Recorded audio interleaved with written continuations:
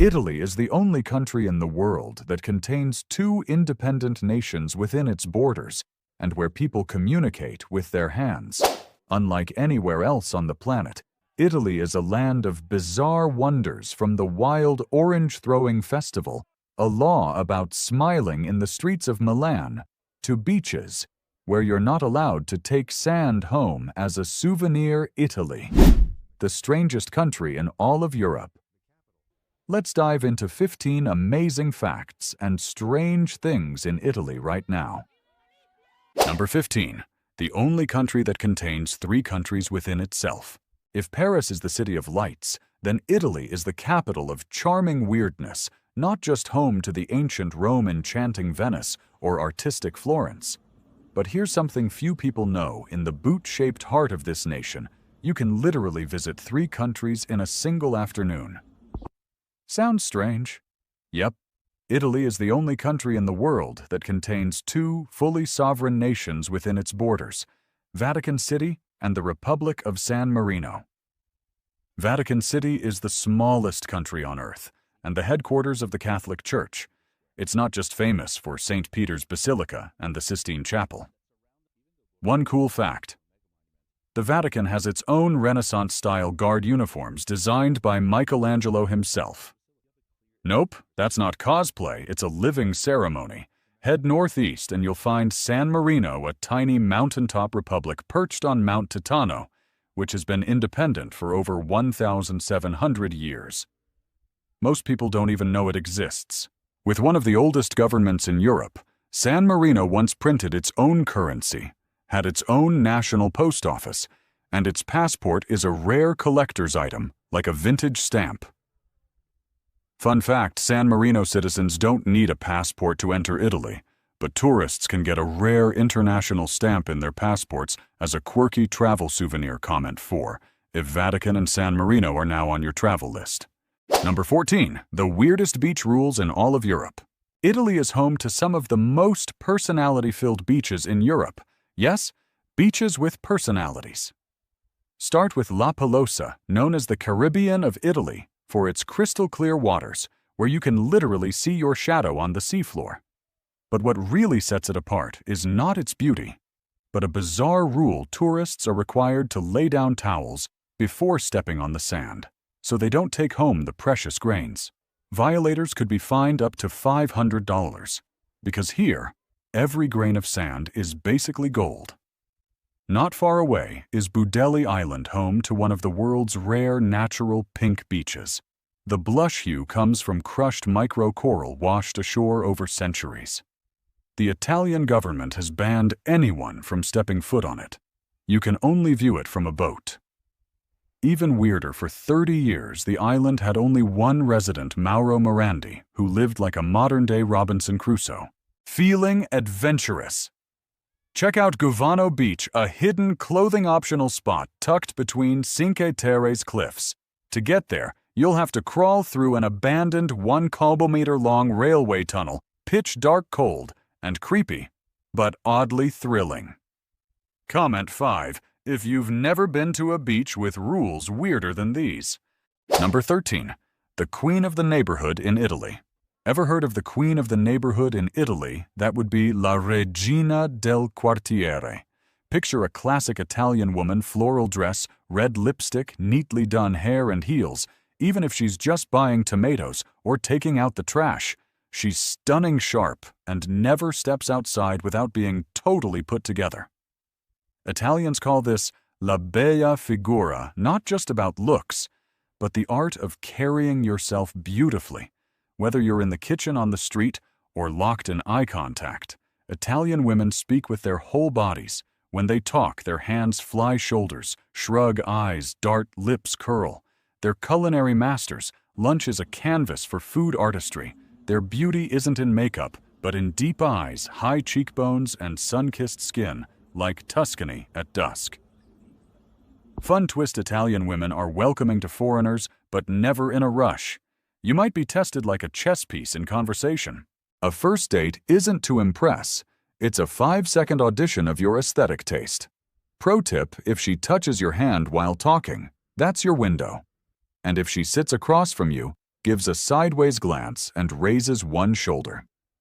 Congrats, you're witnessing the Italian art of flirting in its purest form. How about you? Have you ever met La Regina during your Italian adventures? Or if you want to master the art of charming Italian women on dating apps, drop a comment with 8 below. Number 12. Vintage Vespas, Italy's rolling street heritage. In Italy, no vehicle brand is loved like Vespa because no other machine captures the soul of an entire country. Born in 1946, after a period of social upheaval, Vespa was created by Piaggio not to race, but to bring Italians back to a life that was light clean, easy to handle, and oddly beautiful. What no one expected was that it would become embedded in the very DNA of Italian culture.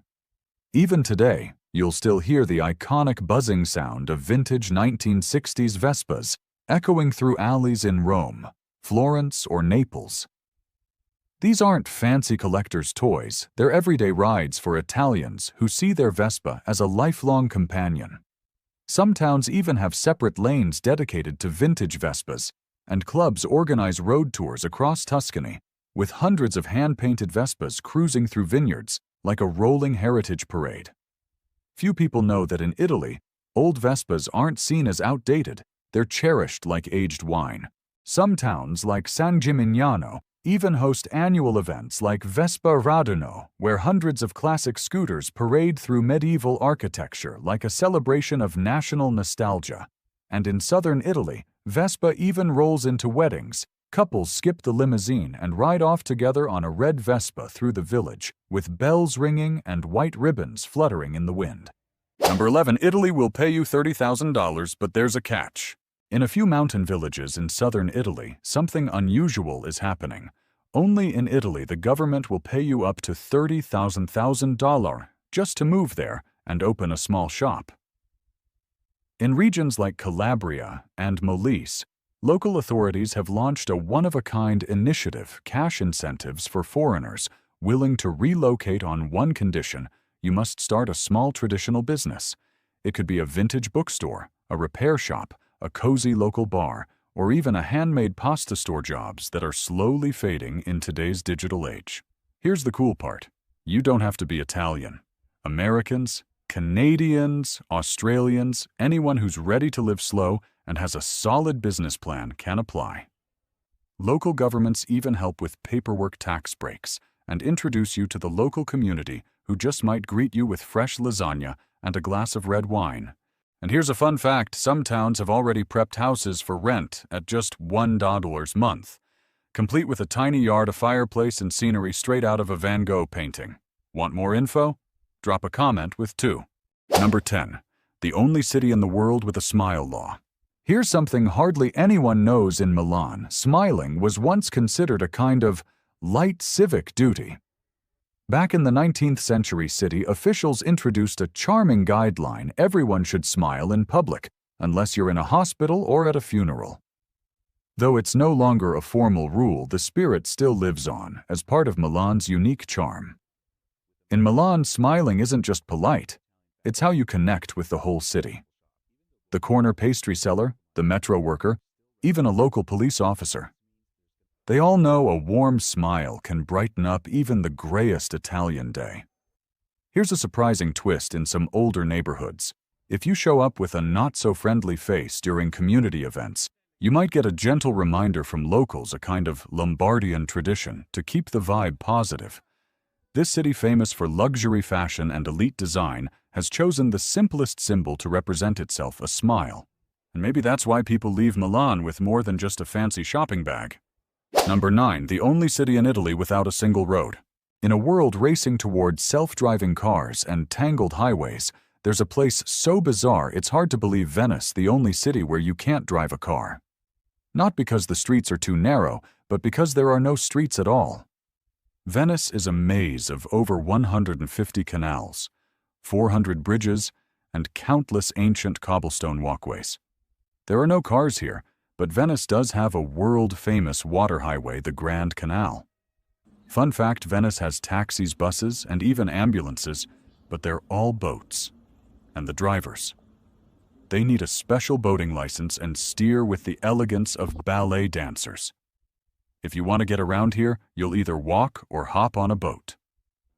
The most iconic method, the gondola, a slender traditional boat steered by a single oar. Venetians don't complain about the lack of cars. They embrace the clean air, the gentle splash of water, and the rare peace that feels like another world in modern Europe. That's what makes Venice a living heritage site admired by the whole world. Number 8. The 45-second coffee ritual of Italy. In Italy, coffee isn't just a drink, it's a social ritual. But there's one unwritten rule every Italian knows: no espresso after 11 a.m. Sounds strange. For Italians, coffee, especially espresso, is a morning ritual meant to wake the soul. Here's something even more curious in traditional cafes across Rome. Naples or Bologna Italians typically stand at the counter for less than 60 seconds. They order un caffè, take a quick sip, and head out as if checking something off a to-do list. The phrase "to go" basically doesn't exist here. A cup of coffee is meant to slow life down, even if it only lasts a minute. In Trieste, known as Italy's coffee capital, there's even a whole dictionary for how to order coffee. Saying espresso is actually wrong. Locals just say caffè. You'll need to learn the lingo. Nero means espresso capo is a macchiato, and gocciato is a single drop of milk. And in cities like Rome or Naples, morning coffee is performed with precision. Here's a touching tradition you probably didn't know: many locals prepay for a coffee called a caffè sospeso, a coffee left behind for a stranger who might need it.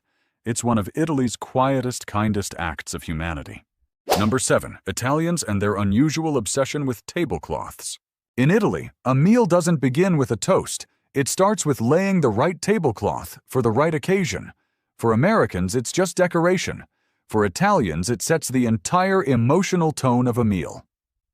There's a specific cloth for Sunday lunch, another one for unexpected guests, a hand-embroidered heirloom used only on Christmas Eve, a green olive cloth reserved for farewell dinners.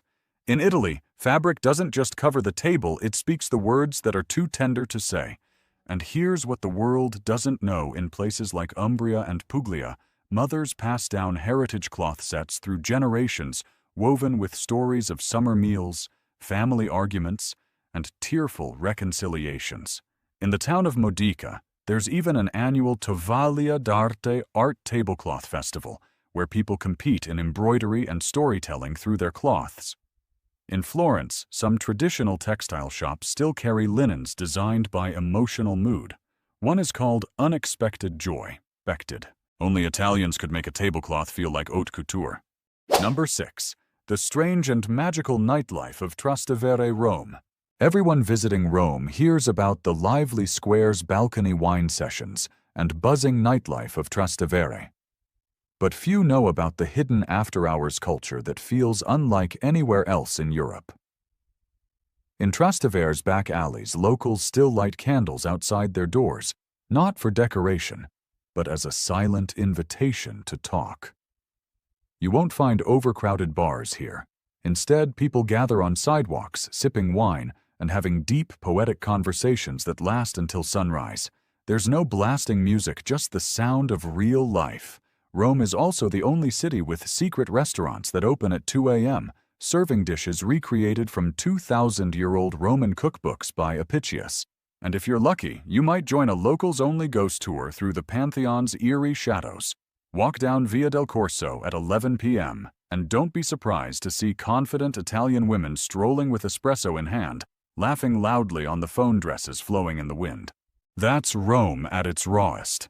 Bars like Bar del Fico or Jerry Thomas Speakeasy are known not just for artisan cocktails, but as secret meeting spots for artists and writers. Piazza Navona, once an ancient stadium, transforms into an open-air stage for street performers.